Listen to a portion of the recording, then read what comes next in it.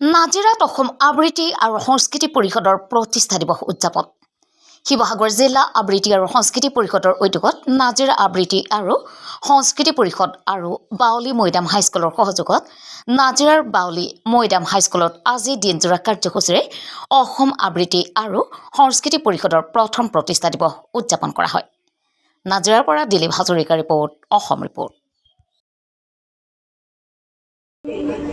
মানুহৰ মংগলৰ বিৰুদ্ধে নৰিয়া দেহাৰে যুদ্ধ কৰি দেশ ৰক্ষা কৰা বীৰত্ব আৰু সাহসৰ প্ৰতীক মহাবীৰ লাচিতৰ মোৰ এই মহান শ্ৰদ্ধা। জেৰেঙা পথাৰৰ কুকুৰা গছত অমানসিক শাস্তি ভুগিও ভীৰতাক প্ৰশ্ৰয় নিদি স্বেচ্ছাচাৰী ৰাজবিষয়াক মুক্তিৰ তাচ্ছিল্যৰে উপভোগ কৰা আহোম ৰমণী বৰগোহাঁই জীয়ৰী মহিয়সী জয়মতীৰ মোৰ এই ৰূপহী ছবি সোণ ৰূপেৰেও জুখি চাব নোৱাৰা আমাৰ এই অকণমানি পৃথিৱী। বছৰৰ আগৰ কথাবোৰ তোমাৰ মনত আছে? আমি যে নতুন জীৱনটোৰ পাতনি মেলিছিল। মোৰ গান এই অচিনাকি নিচিনা বাৰ হৈ গৈছে।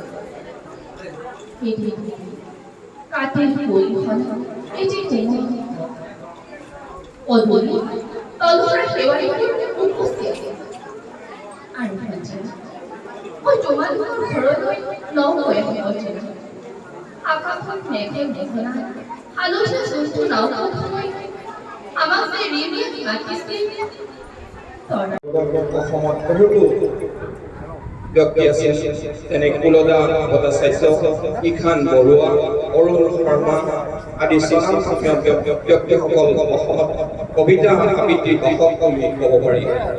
ডক্টৰ অমৰজ্যোতি চৌধুৰী, প্ৰাঞ্জল হাজৰিকা, তপন দাস, মলয়া গোস্বামী, ডক্টৰ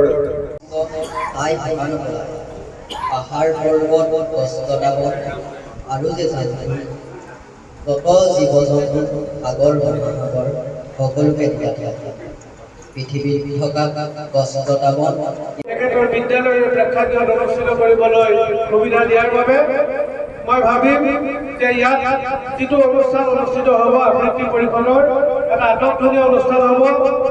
যিহেতু আমাৰ এটা কথা কোৱা হয় যে যি মূলা বাঢ়ে দুপাতত আছে।